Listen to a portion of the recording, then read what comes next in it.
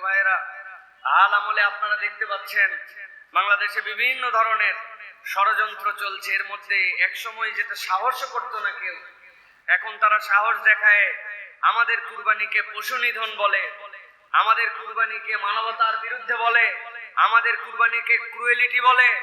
তারা হাতে করে তলোয়ার নিয়ে, তারা হাতে করে বিভিন্ন ধরনের অস্ত্র নিয়ে তারা যখন শোভাযাত্রা করে সেটা হয় ধর্মীয় অনুষঙ্গ। আর মুসলমান যখন কুরবানি দেয় অথবা কুরবানির সময় যে হাতের মধ্যে মুসলমানদের জবেহ করার জন্য যে অস্ত্র লাগে, ওইটা দেখলে তাদের কাছে সন্ত্রাসীর গন্ধ খুঁজে পায়। এর দ্বারা বোঝা যায় এই দেশের বিপক্ষে, আমাদের সংস্কৃতির বিপক্ষে, ইসলামের বিপক্ষে একদল লোক তলে তলে ক্রিয়াশীল, ঠিক কিনা? অতএব প্রিয় ভাইয়েরা, এই বিষয়গুলো আমাদের হৃদয়ের মধ্যে ধারণ করতে হবে। যেই সমাজে যেই কথা প্রচলন থাকে, মুসলিম যুবকরা অনেক সময় প্রভাবিত হয়ে সেই কথার সাথে নিজেদেরকে সম্পৃক্ত করে ফেলে। অথচ একটা কথা সব সময়, সব জায়গায়, সর্বক্ষণে হৃদয়ের মধ্যে গেঁথে রাখবেন ইমানদার মাত্র, ইসলামের কোন উৎসব নিরেট ভোগের নয়। ইসলামের প্রতিটা উৎসব হচ্ছে আল্লাহর পক্ষ থেকে দেওয়া ত্যাগের উৎসব। ইসলামে ভোগের উৎসব নয়, ইসলাম আপনাকে ত্যাগের উৎসব শিখিয়েছে। মুসলমান যাবে ঈদ করার জন্য, ওই ঈদের আগে আল্লাহ রাসূল সাল্লাল্লাহু আলাইহি ওয়াসাল্লাম বলছেন আগে আদায় করে দাও ফিতরা, কেননা তোমার আনন্দের সাথে সে যেন ভাগীদার হতে পারে। মুসলমান আনন্দ করবে কুরবানিতে, কুরবানির পশু জবে করার পরে একমাত্র আল্লাহর পক্ষ থেকে ইবাদত, যেটা আল্লাহর জন্য করে দেওয়ার পরেও আল্লাহ পুরোটা বান্দাকে দিয়ে দেন। পৃথিবীতে আর কোনো ইবাদত নাই, পুরোটা আল্লাহর জন্য করেছেন, আল্লাহ আবার তৎক্ষণাৎ আপনাকে পুরোটা হাদিয়া করে দিয়েছেন। আল্লাহর জন্য পশু কুরবানি করেছেন, পশু আপনার, কিন্তু নিরেট আপনার কেবল খাওয়ার নয়, এটা দ্বারা সমাজের সকল স্তরের মধ্যে ভালোবাসা ছড়াই দেওয়ার জন্য এই বিধান। অতএব ইসলামের কোন বিধান কেবলমাত্র ভোগের নয়, ইসলামের বিধান হচ্ছে ত্যাগের বিধান, ঠিক কিনা? এই জন্য আল্লাহ রাব্বুল আলামিন কুরবানির বিধিবিধান আমাদেরকে জানিয়েছেন। কুরবানি কিভাবে আসলো? সূরা সাফফাত, সংক্ষিপ্ত কথা, দীর্ঘ আলোচনা আজকে। সূরা সাফফাতের মধ্যে আল্লাহ রাব্বুল আলামিনের একটা বর্ণনা দিয়েছেন। আল্লাহ রাব্বুল আলামিন কোরআনুল কারীমের মধ্যে বলছেন তার একজন পয়গম্বর ছিলেন, যে ইতিহাস সকলে জানি আমরা, ইব্রাহিম আলাইহিস সালাম। সেই ইব্রাহিম আলাইহিস সালামকে আল্লাহ একটা সন্তান দিলেন। এই সন্তান দেওয়ার পরে আল্লাহ রাব্বুল আলামিন তার উপরে কঠিন কঠিন পরীক্ষা নিলেন। পরীক্ষা নম্বর 1 ছিল তার মাকে সহ হাজেরাকে সহ আল্লাহ রাব্বুল আলামিন বললেন আপনি একে রেখে দিয়ে আসেন খানায় কাবা। তখনও নির্মাণ হয় নাই, কিন্তু জাজিরাতুল আরবের এই জায়গাটাতে তাকে রেখে আসেন। তাকে রেখে আসা হলো, সেখানে পানি নাই, নিরেট মরুভূমি। হাজের আলাইহিস সালাম একটা কথাই জিজ্ঞাসা করেছিলেন যে আপনি আমার দিকে মুখও ফিরান না, তাকানো না।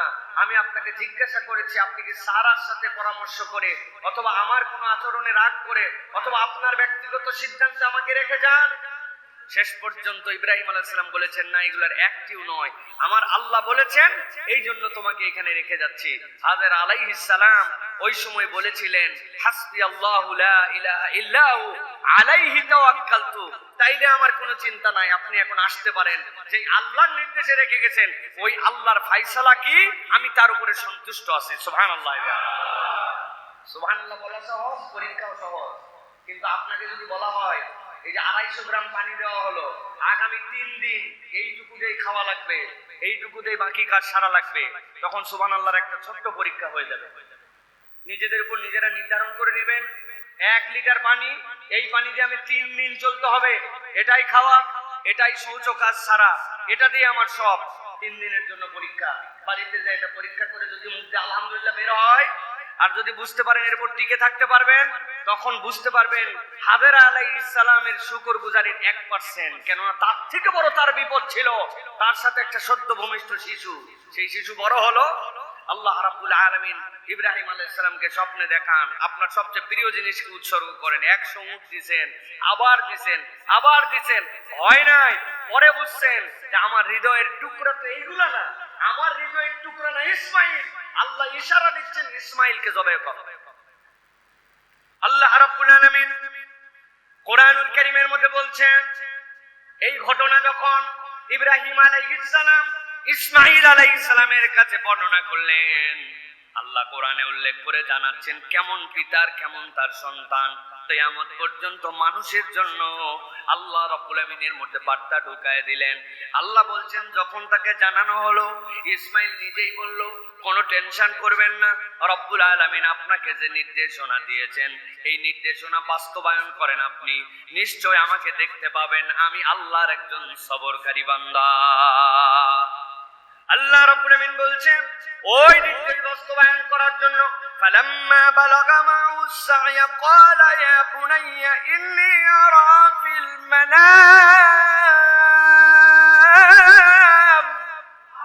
ও আমার সন্তান তুমি এখন হাঁটা চলার উপযুক্ত হয়েছো, তুমি এখন চলতে পারো, এমন বুঝ হয়েছে যেই বুঝের দ্বারা তুমি সত্য মিথ্যা নির্ণয় করতে পারো।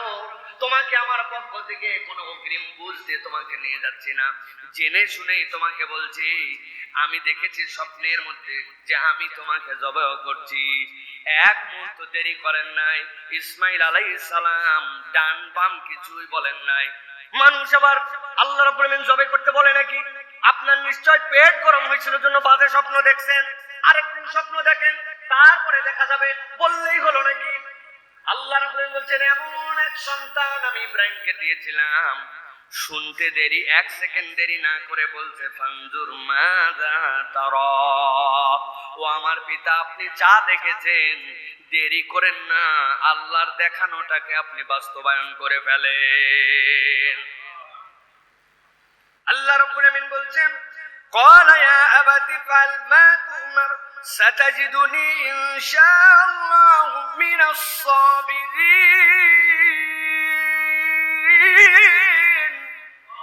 আমার রব বলছেন, সে বলছে যা নির্দেশ পেয়েছেন তাই আপনি করেন, কিন্তু তার মনে হয়েছে সন্তানের জন্য পিতার মধ্যে তাও মায়া আছে, সন্তানের জন্য পিতার মধ্যে দনমনোভাব আছে। এবার সন্তান প্রোঅ্যাক্টিভ হয়েছে, পিতাকে বলছে ও আমার আব্বা আমি তখন যেইটা বলেছি মনে করেন এটা আবেগে বলেছি, আমি আবারও বলছি আল্লাহ যে নির্দেশ আপনাকে দিয়েছেন সেইটা পালন করেন, আপনাকে আশ্বস্ত করছি সাতাজিদুনি ইনশাআল্লাহু মিনাস সাবিরিন। আপনি আপনার সন্তানকে দেখবেন ওই জবে করার সময় ছটফট করবে না, পালায় যাওয়ার ধান্দা করবে না, হাত পা বাঁধতে হবে না, সে সবরের সাথে শুয়ে থাকবে আর আপনি আনন্দ চিত্তে আপনার রবের হুকুম বাস্তবায়ন করবেন। সুবহানাল্লাহ। এখানে যেই শ্রেণী সুবহানাল্লাহ বলেছেন এর মধ্যে একটা শ্রেণী আছে ইয়াং শ্রেণী, যুবক শ্রেণী, যাদের বয়স এখন 15 থেকে শুরু করে 25-এর মতো। এই 15 থেকে 25 বয়সে যারা আছে পড়ালেখা করে, বাপ মায়ের অধীনে এখন পর্যন্ত থাকে, যেই মানুষগুলা ইসমাইলের ঘটনা শুনে সুবহানাল্লাহ বলে, ওই বাপ মা যদি ওই সন্তানকে বলে মাগরিবের পরে বাহিরে থাকবি না, ও বাপ মারে উল্টা ঝাড়ি দিয়ে বলে কখন বাড়িতে ঢোকা লাগবে এটা তোমার কাছে শোনা লাগবে না। আছে নাকি? এখন যে ঠিকের মাত্রা কমে গেল, 200 টাকা দাও চুল কাটতে যাবো, বলে কিসের 200 টাকা লাগে চুল কাটতে? 50 টাকা হলে কাটা হয়। বলে আমি যেমন তেমন কাটি না, আমার কাটগুলো সব সেলুনের সামনে ডিসপ্লেতে দেওয়া আছে, কোনোটা বান্দর কাঠ, কোনোটা তেন্দর কাঠ, কোনোটা শিয়াল কাঠ, কোনোটা ঘোড়া কাঠ, কোনোটা কুত্তার লেজের কাঠ, আছে না? 200 টাকা খরচ হয়। বাপ্পা বলছে এরকম অভদ্র হয়ে চলা যাবে না, এইটা কোনো কাঠ হলো নাকি? মানুষের বাচ্চা এরকম কাটে নাকি? বেশি কথা বললে তোমার বাড়িতেই থাকলাম না, আছে না? সাতাজিদুনি ইনশাআল্লাহু মিনাস সাবিরিন। আব্বা আপনি আমাকে জবাই করবেন আর দেখবেন আমি সবরকারী হিসেবে ছটফট করব না। এই ঘটনা শুনে সুবহানাল্লাহ বলে, আল্লাহ খালি সুবহানাল্লাহ বলার জন্য এই ঘটনা আবার রিপিট করেন নাই। আপনার পিতা যদি আপনাকে কোনো ইসলামী শরীয়তের ভিতরে বৈধ নির্দেশ করে, ওই নির্দেশ মানা আপনার জন্য ফরজ। আল্লাহ তার সর্বোচ্চ সন্তান হিসাবে ইসমাইলকে দিয়ে দুনিয়ার মানুষের কাছে সাক্ষ্য দেওয়াইছেন। আল্লাহ রাব্বুল আলামিন এরপরে বলছেন ও দুনিয়ার মানুষ শোনো, এইটুকু হয়ে গেল আর পিতা খুশি হয়ে গেলেন। বিষয়টি এইটুকুতেই শেষ নয়। আল্লাহ বলছেন ফালাম্মা আসলামা ওয়া তাল্লাহু লিল জাবিনি ওয়া নাদাইনাহু আইয়া ইব্রাহিম। আল্লাহ বলছেন কেমন পিতার কেমন সন্তান, সন্তান রাজি হয়ে গেল, পিতাও রাজি হয়ে গেল। আল্লাহ রাব্বুল আলামিন বলছেন দুইজনের পরে চলে গেল। যাওয়ার পরে ইসমাইল শুয়ে গেল। তাল্লাহুলিল যাবেন কুরবানি হওয়ার জন্য রেডি, কাত হয়ে শুয়ে পড়ছে আর অপেক্ষা করছে কখন আমার আব্বা আল্লাহর নির্দেশ বাস্তবায়ন করবেন। আল্লাহ বলছেন মুখের কথা নয়, শুয়ে পর্যন্ত গেছে। আল্লাহ এইটা দেখে এমন খুশি হয়ে গেলেন, রব্বুল আমিন ডাক দিলেন ইয়া ইব্রাহিম قد صدقت الرؤيا إنا كذلك نجزي المحسنين। আর এগোতে হবে না ইব্রাহিম, তোমার মনের অবস্থা দেখে আমি 100% আল্লাহ রাব্বুল আমিনের কাছে ক্লিয়ার। তুমি জবে করার জন্য রেডি আর তোমার সন্তান জবে হওয়ার জন্য রেডি। আর লাগবে না, আমি আল্লাহ রাব্বুল আমিন তোমার এই অ্যাপ্রোচকে কবুল করে নিছি। আর এভাবেই আমি রব যুগে যুগে রব্বুল আলামিনের পক্ষ থেকে সফল কামদেরকে বিজয়ী করে দে। আল্লাহ রাব্বুল আমিন বলছেন কিন্তু আমার এই পয়গম্বর দয়ের এই আমলকে আমি রব্বুল আমিন এমন পছন্দ করলাম, এমন ভাবে এটা কবুল করে নিলাম, এমন ভাবে আমি তার প্রতি খুশি হলাম। নবীজি আসার কয়েক হাজার বছর আগে ইব্রাহিম আলাইহিস সালাম এসেছেন, আর আমার নবীর পরে আর কোন পয়গম্বর আসবেন না। কিন্তু কিয়ামত পর্যন্ত আল্লাহ তার ইবাদতকে এমন পছন্দ করেছেন, কিয়ামত পর্যন্ত প্রতিটা ঈমানদারের জন্য, মিল্লাতে ইব্রাহিমের জন্য, মুহাম্মদ সাল্লাল্লাহু আলাইহি ওয়াসাল্লামের উম্মতের জন্য কিয়ামত পর্যন্ত এই সুন্নতকে আল্লাহ বলবৎ করে দিয়েছেন। আল্লাহ রাব্বুল আমিন বলছেন ইন্না হাযা লাহুয়াল বালাউল মুবিন وفديناه بذبح عظيم। আল্লাহ রাব্বুল আলামিন বলেন দুনিয়ার মানুষ শুনতে যত সহজ এত সহজ নয়। নবী ইব্রাহিমের থেকে বড় বড় পরীক্ষা আর একজন পয়গম্বরই দিয়েছেন, তিনি মুহাম্মদুর রাসূলুল্লাহ সাল্লাল্লাহু আলাইহি সাল্লাম। এছাড়া ইব্রাহিম আলাইহিস সালামের সমান পরীক্ষার কোনো পয়গম্বর দেন নাই। আল্লাহ নিজে ঘোষণা দিচ্ছেন ইন্না হাযা লাহুয়াল বালাউল মুবিন। এটা ছিল পয়গম্বরের জীবনে সুস্পষ্ট কঠিনতম একটা পরীক্ষা। কিন্তু আমার পয়গম্বর এমন ভাবে উতরায় গেলেন, আল্লাহ এর বদলে এক বিশাল, আল্লাহ বলতেছেন বিযবিহিন আযীম, আল্লাহ এমন একটা জবেহের প্রক্রিয়াকে আল্লাহ নির্ধারণ করলেন যেটা আল্লাহ স্বয়ং বলছেন এটা আযীম। তার মানে ইব্রাহিমের এইটাকে কবুল করে আল্লাহ এমন সুন্নাত দিলেন যেটা কিয়ামত হওয়া পর্যন্ত বলবৎ থাকবে। সুবহানাল্লাহ।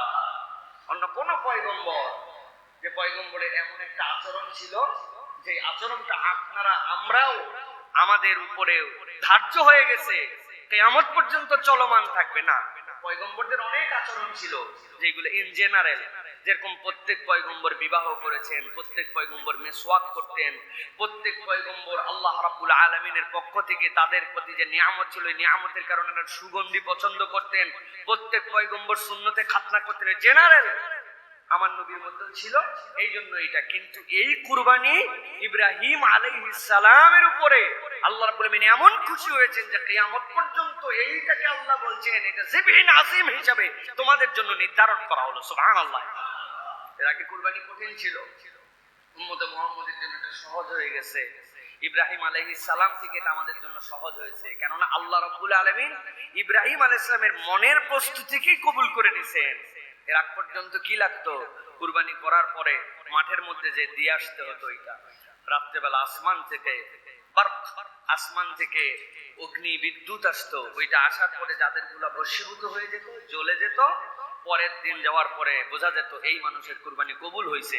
আর যেইগুলা মাছি লেগে যেত, গন্ধ হয়ে যেত মাঠে, ওইগুলা দেখে মানুষ বুঝে ফেলতো এটা কার কুরবানি, তারটা কবুল হয় নাই। আল্লাহ রাব্বুল আমিন এই বিধান রাখলে বাংলাদেশ দুর্গন্ধে শেষ হয়ে যেত, কারণ আমাদের কারোটাই কবুল হতো না। ঠিক না ভাই? উপরে উপরে বিরাট হাজি সাহেব পাজি সাহেব ভাব নিয়ে আছে, কিন্তু উনার মাল যে হারাম সাহেব এটা তো আমি জানি না, কিন্তু উনার কামাই হারাম, চলা হারাম, পোশাক হারাম, এরকম লোক আছে না ভাই আমাদের?